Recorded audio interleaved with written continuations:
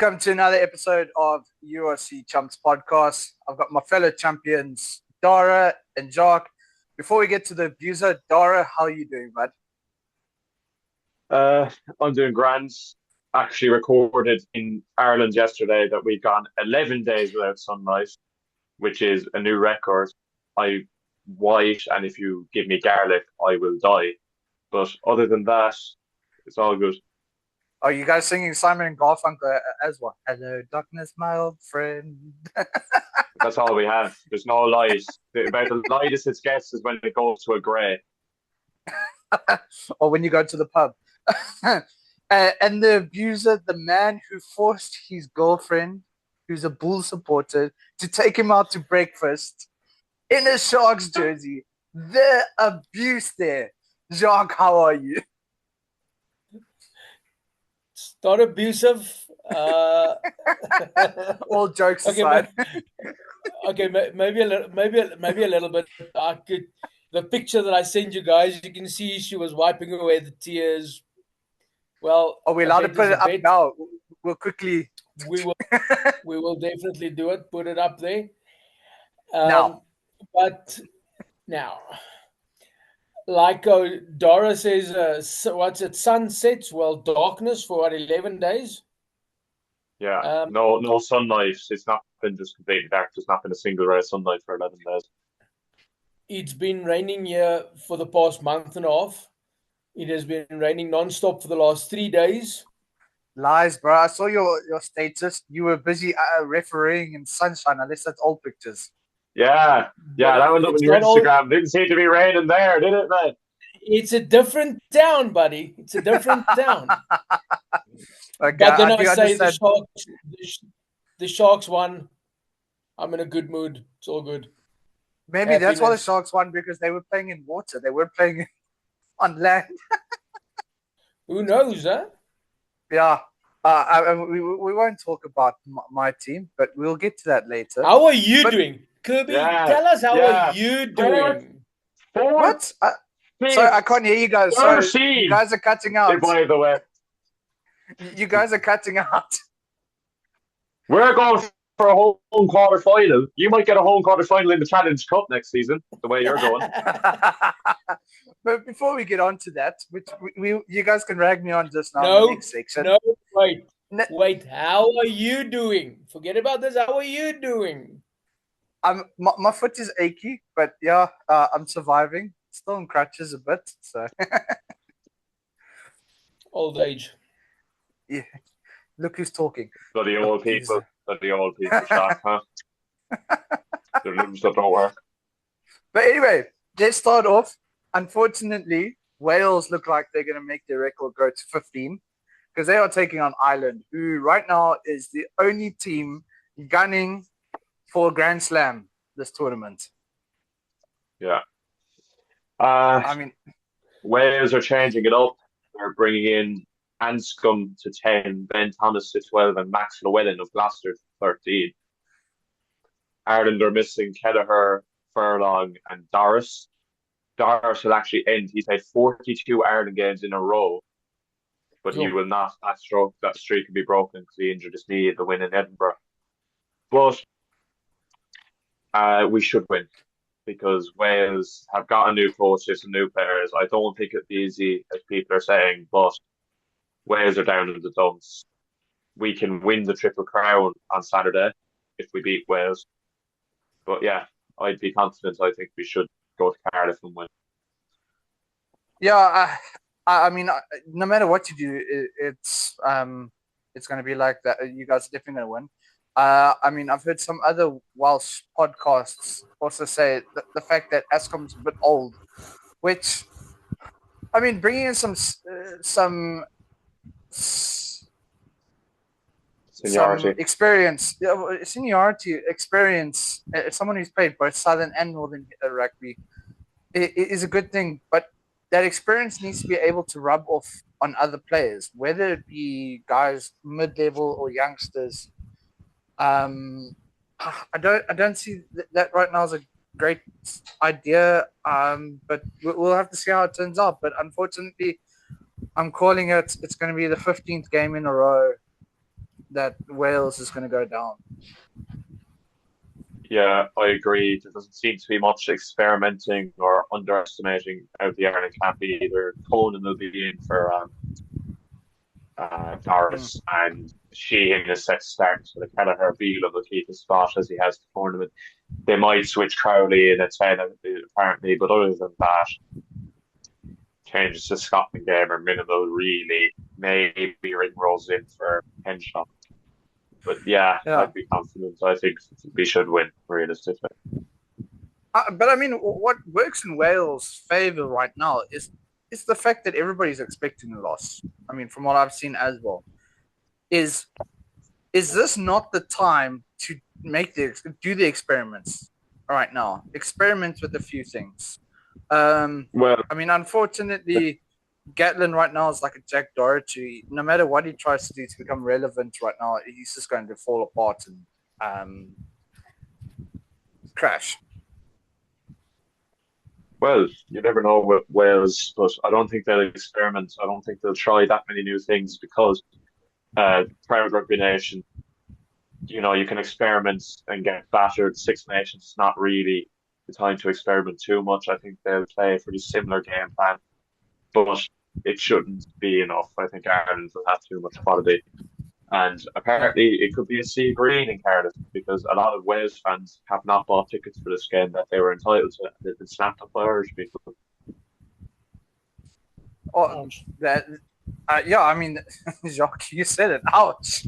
I mean, it's like having is it an away game at home?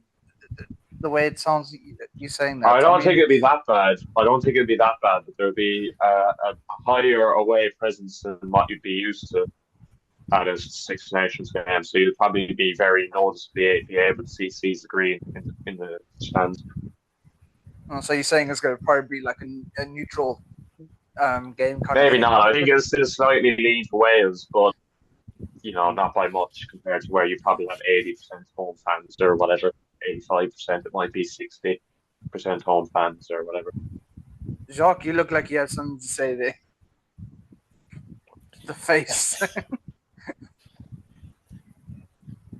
If we've always seen the underdogs miraculously pull a rabbit out the hat, just to take it back over this weekend, Edinburgh lost to whatever that name is, it's Zipper. Wasn't that the team that beat Munster and Ulster? But didn't they also beat the Sharks last season, didn't they? Right, but that was last season. It's irrespective. It doesn't matter now. But I'd argue we lost to a better Zebra side because they've won 3 games this season. They're only guys, 6Nations. We'll get to that. We'll get to that next. But yeah, I mean, Jacques, I don't think, like Dora said, realistically, there's no ways that Wales can beat them. It's impossible. Not the way that Wales are playing, and especially not the way Ireland is playing. But I am always somebody that vouches for the underdog, and I'm going to call it a draw. Yeah, but the underdog at least can bite the ankles. The underdog is lost the world. That's original from Jack. I've never heard Jack predict a draw before. But yes, let's move on to the battle of England versus Scotland, North versus South. Also, Scotland's got a lot. In the south and England's in the north, is it? Because South Africa is south of England. Well, it depends on which way you look at it, yes. But I'm talking about Scotland being north, the Highlanders versus the Crusaders. Scotland. I have to be nice to Scotland after that comment now because I have no choice really. Yes. Watch it. Your girlfriend's Scotland's looking to, for the first time in their history, win 5 games in a row versus England.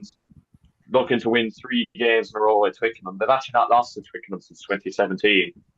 And Duan van der Merwe is the worst thing to happen to England since William the Conqueror in 1066. So, Which again, you bringing out the history books for this. Hopefully Scotland win, because it's always just the funny to rugby. see England lose. No, we Always don't funny just talk to see rugby. We England also lose. talk. We also talk history here, by the looks of it. Exactly. We talk history, and the history of this fixture in the last 5 years is England getting spanked and England getting spanked.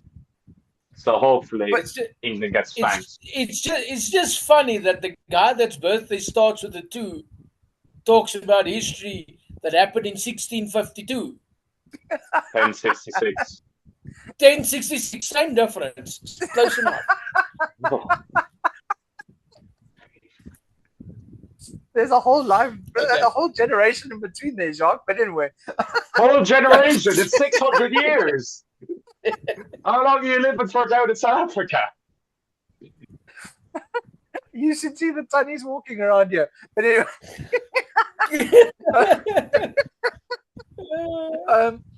So yeah. Listen, the thing is, we can't write off England right now. England's on a high after beating France, because I mean, there's all that hype, especially around the font and everything like that. They are, yes, but also England need to win for the sake that if that France game looks like a one-off from France, a one-off bad game rather than an England good game, if Scotland beat. No, but you see that's a very fair point. But all I'm saying is, you can't write them off. They are on a high. They are going to want to coast on it. And unfortunately, Scotland went up against Ireland at home, which didn't quite go their way because they turned off. So didn't quite because we're better. That's why, not because.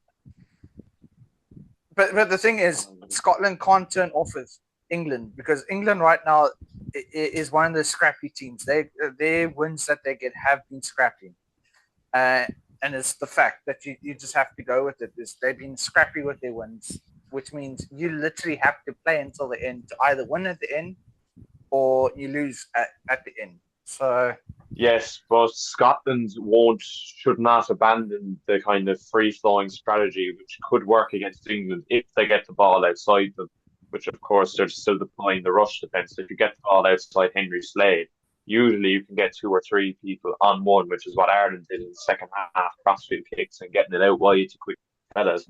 They can get the ball out to Van der Merwe and to Tom Jordan and to their quick players that cause England serious damage. Apparently Darcy Graham might be fit to start, which I can't believe.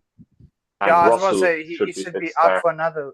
Yeah, he should be out for another week, if I'm not mistaken. I think he should, but Finn Russell will be able to start, which would make a lot more sense. Russell was not half as bad off as Graham, which is the concussion protocols are 10 days in the Northern Hemisphere. You have Jordan and you have Kinghorn. I mean, Kinghorn, right, for me, is probably one of the most underrated players in international rugby. He looks like he's not doing anything, but then all of a sudden he appears out of nowhere and he's doing something fantastic. You're like, wait, what the hell? Where were you the whole game? But he's but he's not a 10. But he's not a 10, Kirby. And when they put him at 10, he's not done well. But that's why I say you put Jordan at 10 and you put him at 15, but you give the kicking responsibility to Kinghorn. Yeah, but then again, if Russell is fit, you have him, especially because him and Van der Merwe seem to have this link up against England that they're very good and they're able to seemingly beat England by kicking and running between the two of them. And that's what you need. Russell's short kicking game to get it across the pitch quickly, beyond Slade and beyond the 14, Enans, Freeman and Sligo. But then moving on to the final game, Italy versus France, the revenge game from last year, considering the fact that Italy got snide at the final kick. But yes. Interesting piece of, I don't know if you heard the news coming out of the French camp, that a 7-1 split is what they're going to go with. Copycats. Oh, so that says le copycats. I don't think the 7-1 split for France will work as well, because South Africa, of course, had players on the bench that could play, like Quagga Smith play in the backs. Whereas France are almost entirely relying on backs to cover for other backs. So you could end up in a situation where if a centre gets injured, it's worse than a centre, or the winger gets injured, you're moving Dupont to 12 if it's a 12, or you're moving Dupont onto the wing where if he doesn't play, you can't move scrum half onto the wing and expect it to work. So I think Italy will go out there to intentionally, not intentionally, you can debate that, go out and take out a centre or out a winger and have France have to move their whole back line about. But I'm going to say this, and I'm going to say this with all due respect to Italy. Italy just needs to work on their discipline at the breakdowns, but they have been making big hits. And when I say big hits, I mean they make monster hits right now. They are taking their hits to another level. Menincello and Brex, especially.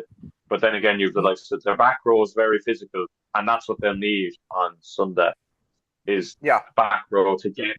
You need to flock that French midfield with the centres, and you need to hit the French big ball carriers. You have the likes of Thibaut Flamand is back, and Bailly, and now Vaca, and Aldry. You need to hit those guys. You need to hit them quickly, and that's where Lamoureux and Canone and Negri will come into that. And Menincello and Brex will need to watch Moefana and Barassi out wider. Yeah. I mean, Negri, though, he's okay, even though he's from Zimbabwe, he's a Buddha. He's a farmer boy and everything like that. Originally from Zimbabwe and everything like that. I do think he is a big boy that must not be underestimated. I've been watching him a lot since that first 6Nations documentary.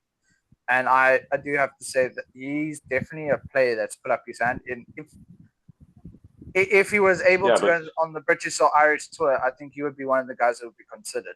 So would Lamoureux. So would Michele Lamoureux. I listened to a speech that he made before the New Zealand game that they played in the autumn, and he just seems to feed off that charisma and kind of passion feeds off him. Yeah. Italy will need that. I think the 7-1 split from France shows a sign that they're rattled after England beat them, and they're just scrambling, kind of throwing anything down. I do think it would be enough because then again, the benefit is if you don't get injuries in the backs or you don't get red cards in the backs or whatever, you then have a case where you can put 7 power forwards onto the pitch in the space that you can do it at the same time, like South Africa have done, or you can split it out a small bit.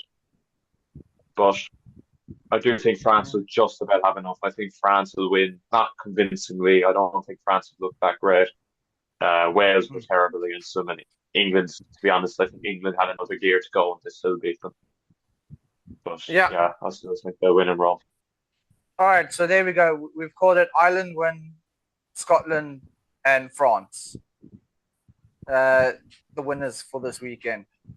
Ireland, of course, going for their GrandSlam, which I think now that they're the only ones that have that opportunity, it does put a bit more pressure on them. And the other teams will be waiting for them to slip up, and the other teams will also be gunning to make sure that when they slip up, that they can go past. So bonus points are going to become probably the one thing that's going to come down. But at the same time, Ireland could lose the game and still win the 6 Nations. Yeah, that's what I said. It's going to come down to bonus points. Yeah, because if Ireland lose a game, more realistically to France, you would say, they could still end up on 21 points or 20 points or 19 points and still win the title, because obviously France have already lost the game. So. Yeah. But all right, moving on to URC time. Yeah. Ospreys lost to Leinster at home, but that was to be expected. I was expecting Leinster to go a little bit harder than that. I think Ospreys are very lucky put up an amazing fight. Yeah, I think they're very lucky to walk off with a bonus point loss, especially against that Leinster squad right now. After Um, the course of the game, I wouldn't say luck. I'd say they were just very good, the Ospreys. I'd say it was one of the best performances I've seen. Also, a special shout out Harry Deves was unbelievable at number 7 for the Ospreys. yeah. Edinburgh versus Zebra. Zebra away from home in Edinburgh. Josh, this is your moment. This is your moment. Your time to shine. Come on, buddy. Don't be shy. I called it. Not that I watched any of the games because obviously I was part of a school sports day, refing myself. Um, in the sun. but it was a different town. But I did call this one. Well, it was what 5 points. I said about 1, if I'm not mistaken. But I called it. Yep. But Yeah, why do I know? But why do I know? I know nothing. And then the Stormers of course, lost. this Okay, is the moving on. typical. The last thing about the Edinburgh game is the typical result you don't want before your team plays them, and then they have to get gunned up to play your team. So, Zebra, that's the second time this season you've screwed us. I'm never going to forgive that rugby club if Edinburgh beat us. I'm never going to forgive that rugby club. I think you're going to be wearing. Anyways, the Stormers lost. You said something about Ellis Park. What happened in Joburg? So while we're at this, our very next game, we fly up there to Joburg, to Ellis Park, the Lions and the Stormers. Kirby, all over to you, my dear friend. How about you enlighten us what happened there? The Lions beat off the DHL Light Winds in Ellis Park.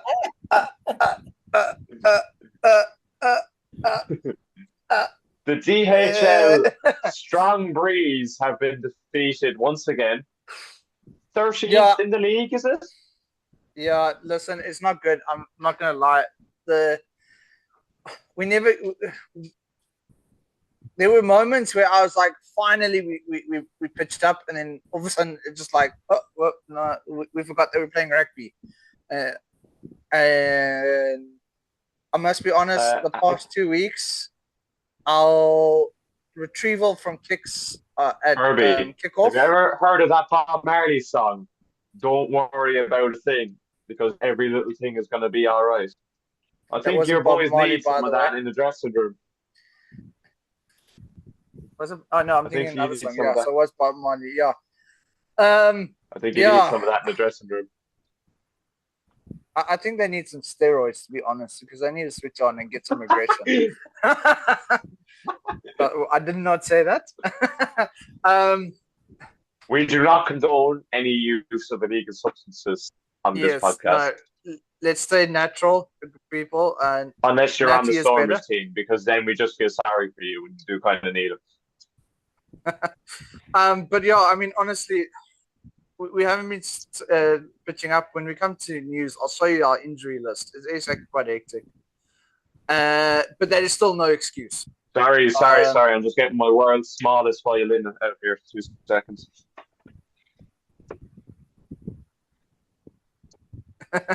No. It's like this. This is the world's smallest violin. Yeah, I mean, honestly,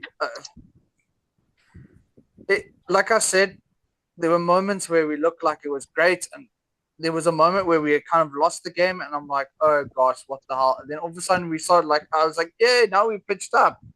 And then we came to second half. I'm like, please tell me Dobson's going to go crazy at them and put them in their place. Only to have them start off looking okay, and then all of a sudden just forget that we're playing rugby. Yeah.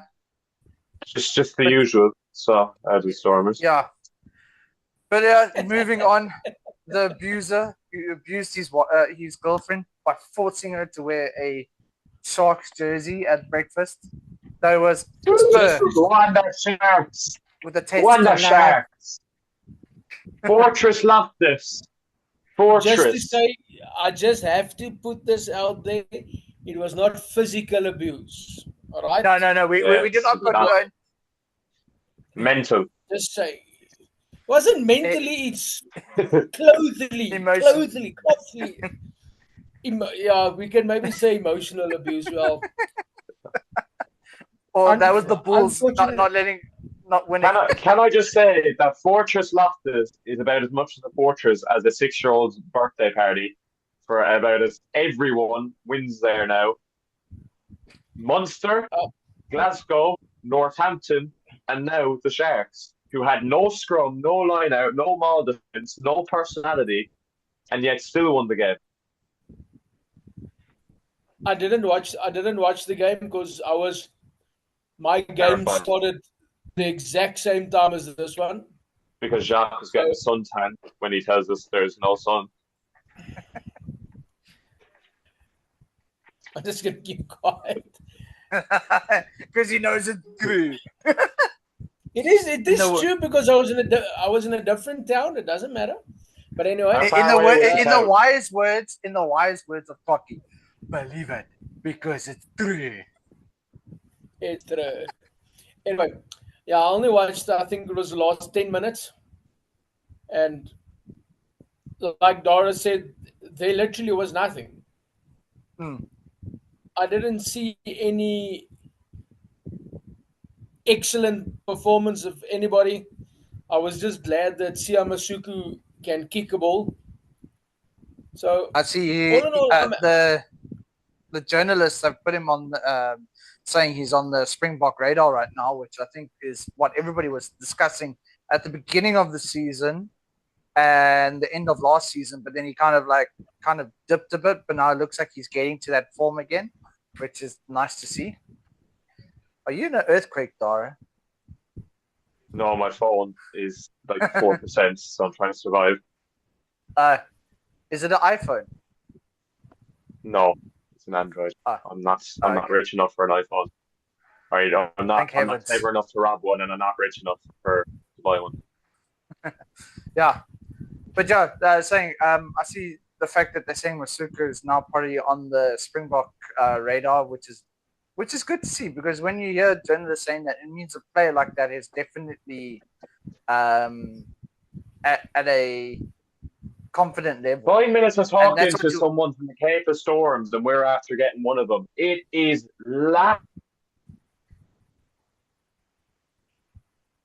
Dara's gone. Okay, let's carry on, Jock. Well, I don't know what he's talking about, Cape Storms or whatever. He's been doing some geography at school.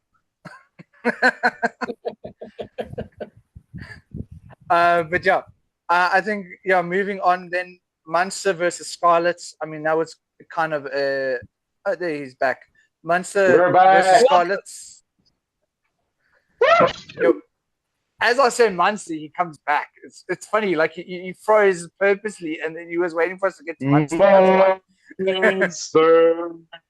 Yeah, so Munster versus Scarlets was kind of a result I was expecting, the fact that Munster would win. But I mean, by 21 points is quite a... We were so poor in the first half. I was at the game, obviously, so, less critical analysis and more screaming my lungs off.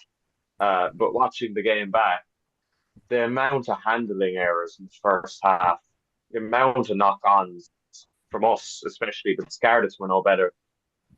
Shocking. I thought the ref was shocking. The game was essentially ref by the TMO, because the referee just picked and decided to pick and choose when he actually watched proceedings, and the TMO corrected him, I'd say, at least 10 times on decisions he made. The second half was a lot better, a lot more front football, less knock-ons, but less stupid errors. We ran in 4 tries in the second half. And yeah, I'd say comfortable, probably deserved to win. I saw the tackle stats, actually. The Scarlets made over 200 tackles. Munster made 52 in the entire match. So that kind of tells you. So you made a quarter of the tackles. It shows you that game wasn't... that game wasn't on defense. I mean, those are kind of stats you hear from South Africa, but then you hear the fact that they won the game because they were hardcore in defense, that they put the pressure on and got the win. No, I will give the Scarlets credit. Their defense was actually quite good. Often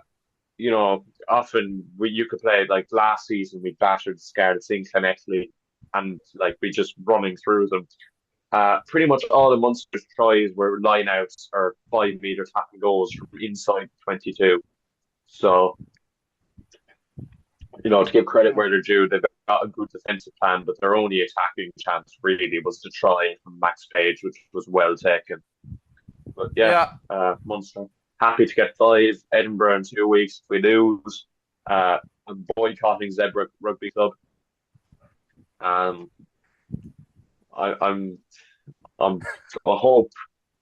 hope if they beat us, I'm putting in a winding up order on that club for not only beating us but causing us to lose another game. I think we need to get you like a zebra onesie to wear.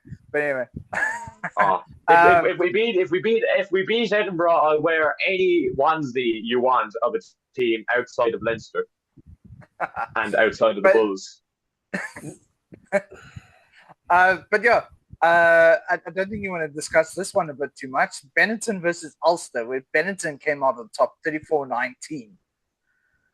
Ulster have been shocking recently, and just they get shock. I see him celebrating, but Ulster get the trip of Bordeaux in the round of 16 in the Heineken Cup. If they concede less than 100 points, I'll be proud of them for the way they're going.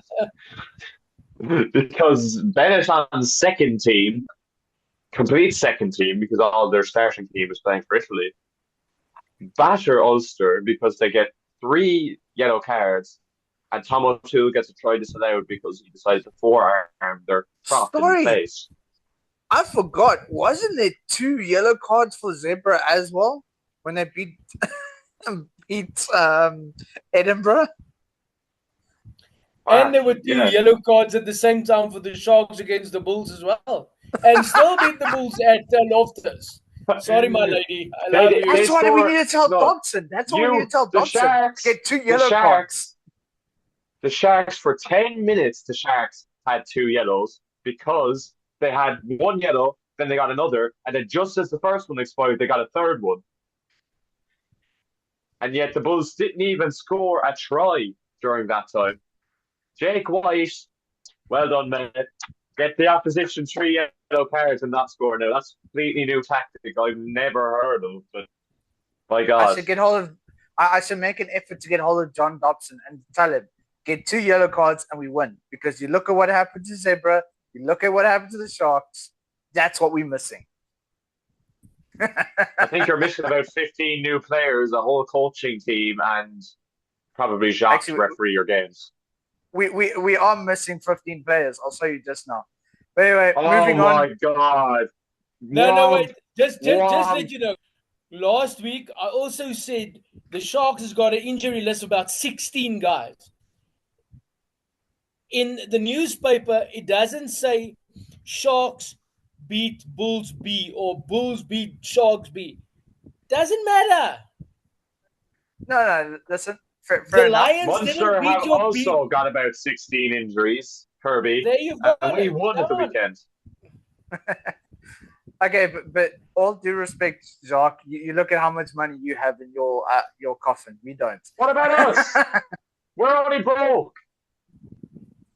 Yeah, you got euros. We have a bunch of fishermen out. Don't give me that nonsense.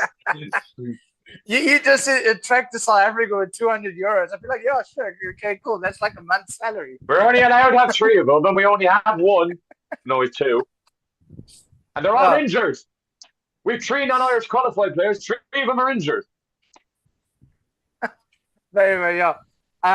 Connacht went up against Cardiff and came off on top at the end there. Another one I called. I can't believe how lucky Connacht were in the game. Thank you, Holly Davidson, for that last decision, because about 5 things wrong. There was Connacht players off their feet. They take it out the 9. They've also hit him in the head and somehow win the penalty. Thank you. Thank you for that, Davidson. Anyway, yeah, and then unfortunately the Dragons, at least we're not as bad as them, went down. Yeah, well, I don't know. Debatable. But I mean, after this weekend, this is where the team sit. Leinster and Glasgow are still sitting on top quite comfortably. Yay, Glasgow, Bulls, hooray, Glasgow. Bulls still holding on by 1 point Not for long. against the Sharks. No. We shall see after this weekend. The greatest team in Munster the world in sitting fifth place. Cardiff, Greatest team. Penitence. I thought you said we were 13th. We're still 10th. But the Lions do have 2 How are you games in hand. 10th? You lose every week. You're just permanently in 10th. You lose every single week. Yeah, does the because Dragons. Lion. Yeah. So Lions still have 2 games in hand.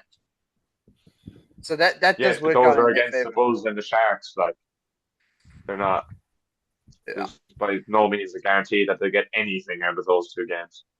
And part of the only reason why we went up ahead of I think the top Lions. of them is the bonus point loss. I mean, you look at that 8, Edinburgh with 9. Yeah, well, bonus points. Congratulations. You're still not in the top 8 because you're both whack. Hey, look, at least we're above an Irish team. Yeah. I'm sure my Nana's bingo club could play better than Ulster right about now. We're above 3 Welsh teams, so we're above 75% of the Welsh squads. You're not. You're only above 2 because the Scarlets and Cardiff are above 2. Why? Oh, yeah, 2, yeah. Well, that is pretty Jesus, much did they not 75%. teach you basic math down in Orange country, no? Yeah, Down it's been a long day. Down in the Republic. So they not teach you the old math skills down there because I don't even need to ask Shaq. Yeah, but I mean, what's at 7 twice? Was it the best 2 years of your life? Yeah, for sure. You probably failed geography as well with your way that you think it wasn't rain. It was raining for 3 days straight, and yet you were taking a suntan holiday for all of Saturday. Listen, the mountain does do weird things in Natal. I will say that. But yeah. Oh. Next time I get a photo of him in the sun, I'm just gonna play. I'm gonna play Hotel California. For the. Oh, here's the injury list. Oh, really? Yeah. Cry, I didn't see the Sharks try. Listen, we've lost JD Schicklin. Right now, JD Schicklin has been a bit of a talisman this month, I will be honest. So let's look at who starts in that injury list. Kitchoff, Schickerling, Feinberg and Gomezulu, Libak, Willemse, Nell, Jean Hartzenberg. What's wrong with Sinatla? I think he's got a groin injury again. But don't forget, he took like a 2-year break. He was in a car accident.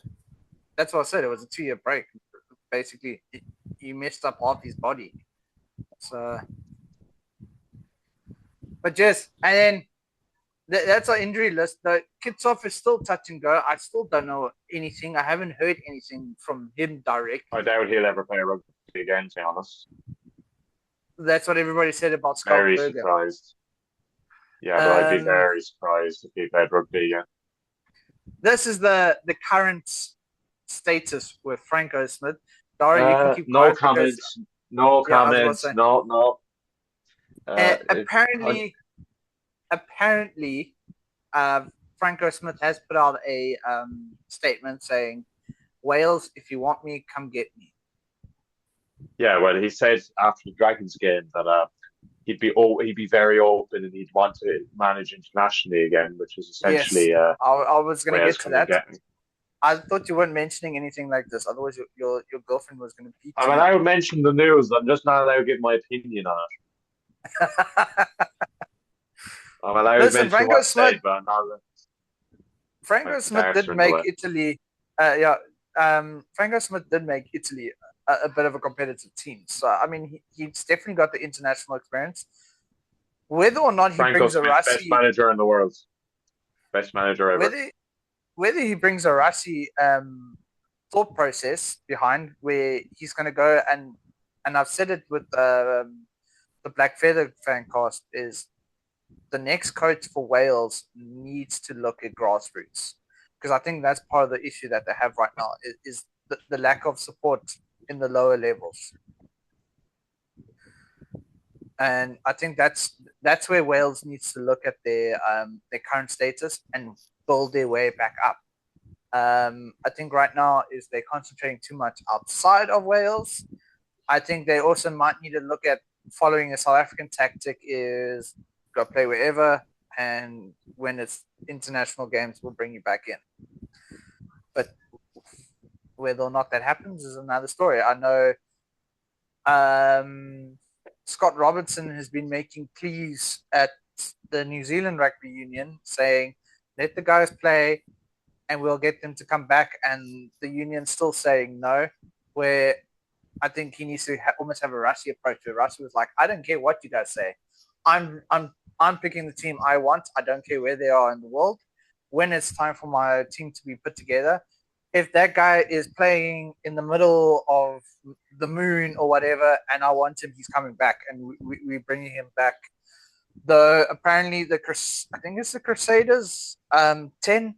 I think it was Justin Marshall or Mertens was saying that he looks very confident for a youngster. James O'Connor is apparently looking like he has a new lease on life, which I don't know if that's a good thing for Australia because Australia might need someone with a bit more of experience to come back in and help them. And Joe Schmidt, also in Australia, apparently Michael Cheika could be getting the job after Schmidt resigns.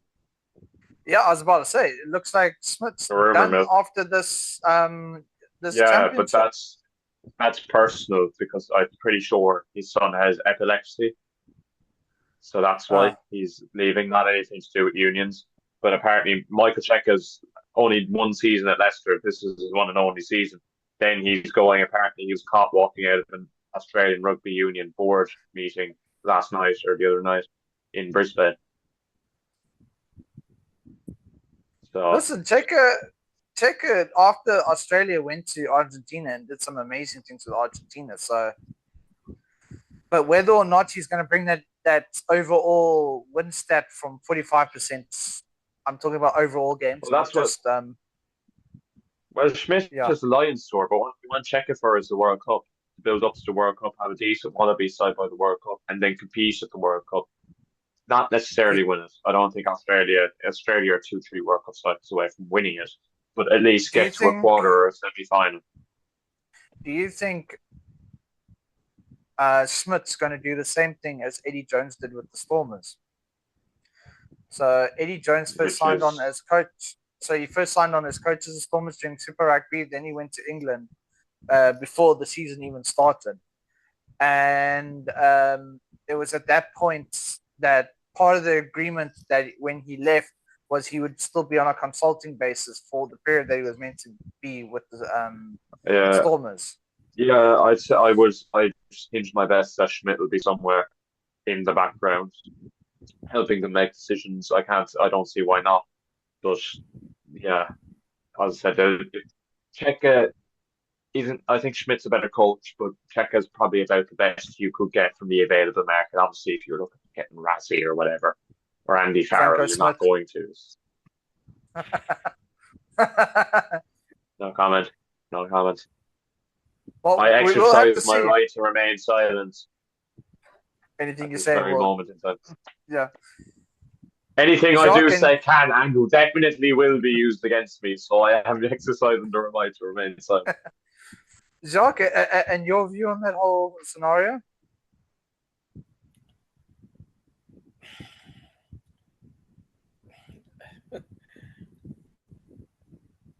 I think Cheika is the best fit. He's a good coach. He did great things with Argentina as well. If there is anybody that can bring Australia back to winning ways and competitive to the next World Cup, it will be him. But otherwise, to be quite honest, I really don't care. Because it's not South Africa. exactly my point.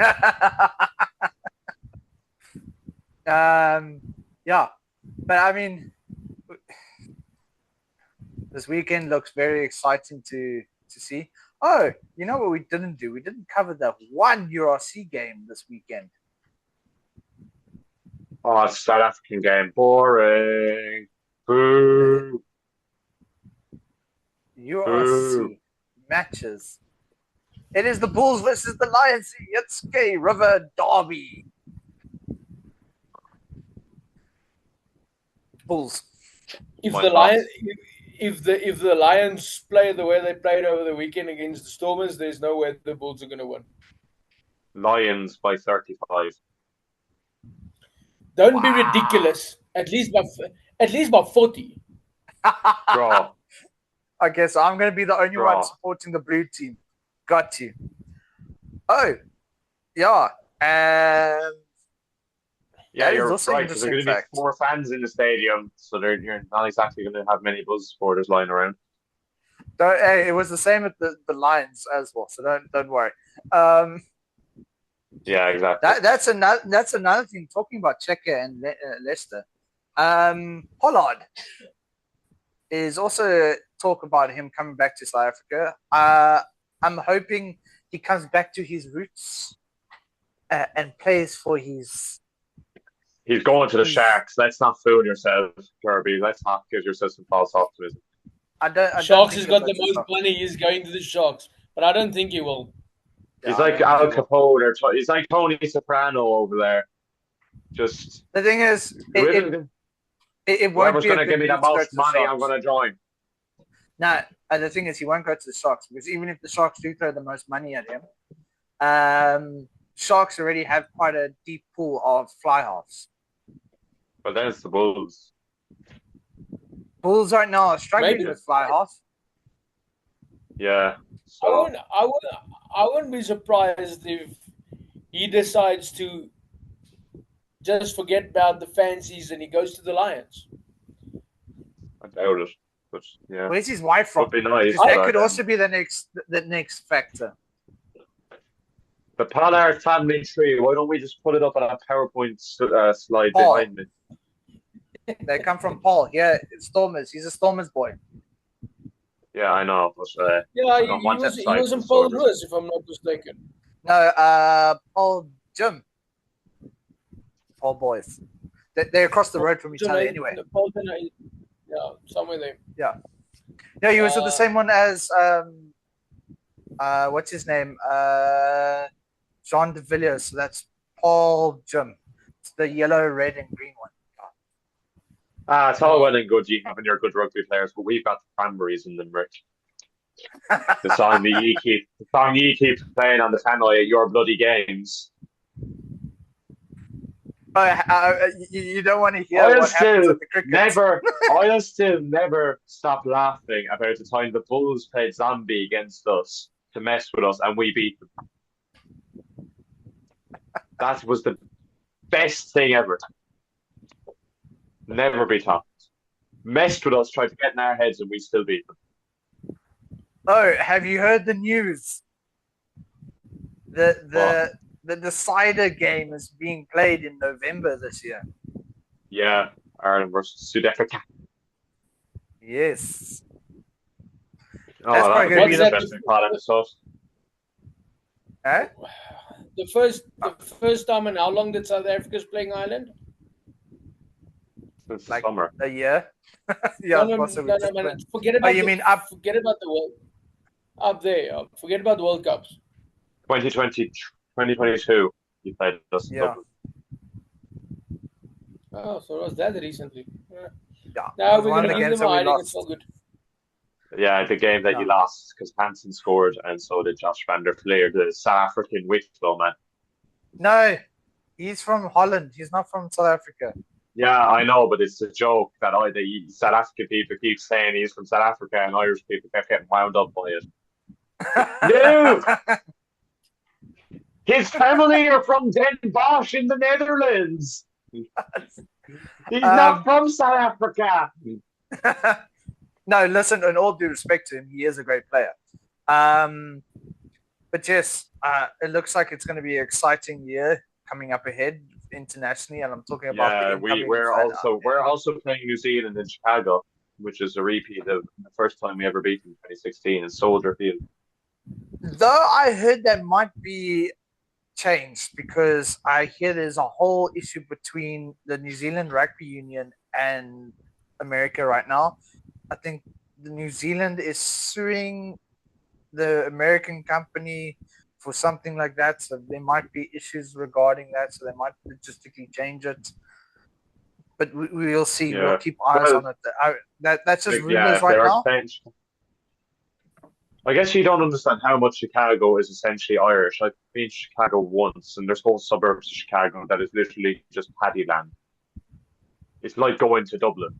And same with Boston and parts of like New York. It's literally like Dropkick Murphys. Shipping up to Boston. Shipping up to Boston. Probably the most Irish thing to come out of America. Yeah, I've never been to Boston, but that is literally from what I like. I have family members who've gone there. It is literally like Dublin or Cork or Limerick. That place is ridiculously Irish. Although they're annoyed. My grandfather's cat was 1/17th Irish, so I'm essentially born in Donegal. And then along with it, they also Cherokee or Apache or something like that. Along with it. Oh Jesus! It's always funny because the place I go to on holidays is Fingal and Kerry, and they like a lot of Americans there. They'll just like be taking a photo of a sheep or something. Do you know how sheep's back over? They're just sitting there. Look at it. Are you sure they're not? It's a wild. Are you sure they're not part Welsh or Australian? That's New Zealander first of all, and one-tenth New Zealand. Because if they were from Wales, they'd be saying, "No, that sheep is a fucking liar. Don't believe it." Language, really? Like I'm gonna have to put a like, please excuse all languages. Excuse that language, but it's what they say. Yeah. Oh, that just made my day. Oh, that made my day. Yeah. But anyway, it's getting late. It's getting dark here, even though it's probably like pitch black there by Dara. I don't know what it's like there by Jacques. Jacques probably can't see past the rain. Probably can't see past the sun more, like. Probably got his sunglasses I can hear it. I can hear it still raining. Flamingo shorts on, getting ready to go out to his swimming pool. I won't tell you what shorts I've got on. I don't want to know. Don't ask. That's not safe for publication. Please tell me you're at least wearing shorts. Oh, Jesus. Boxer shorts. No comment. God. Fuck. You're wearing boxer shorts. Calm down. I'm wearing boxers. Settle down now, boys. Yeah. It's at home. It's not like he's in public walking. Though, from here in Cape Town, you see guys walking down the road in their boxers. I'm sure I did when I was in Cape Town. I did. You go to certain places like up the railway line, especially Athlone and everything like that. You'll go to the shop and there's this old bully in like a named after a town in Ireland. That is Athlone. And you also got Lansdowne as well. And boxers and slippers. Yeah, once it reaches 20 degrees in Ireland, your top comes off, the sun cream comes on, and you walk around like you're sitting in a beach in Marbella or somewhere, and it's like 18 degrees out. It's not even sunny. It's just clouds. You know what he sounds like? He sounds like a volley. Like Christmas time, you see all the guys from Joburg and everything like that come down, and they're so used to the heat. They're like running around. Next thing you check them, tomatoes. But you see, we're very sun deprived here. Look at how white I am. I haven't seen the sun in 12 days. If it wasn't for your eyes, I wouldn't see you by your bed. That's why I have to wear black. If I was ever to wear a Spurs jersey on disappear. This, they say, what's the hair about? Disappear. Who's the guy with the hair? Yes.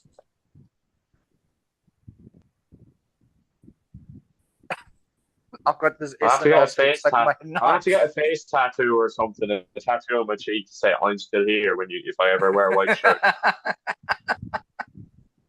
No. But all right, guys, my fellow champions, be safe. Don't be a Johnny Smiley. Don't be a Jack Doherty. And enjoy the sun when it's there. Enjoy the rain when it's there. We need it all. It's a circle of life. But anyway, my fellow champions, Dara, Jacques, cheers. Cheers.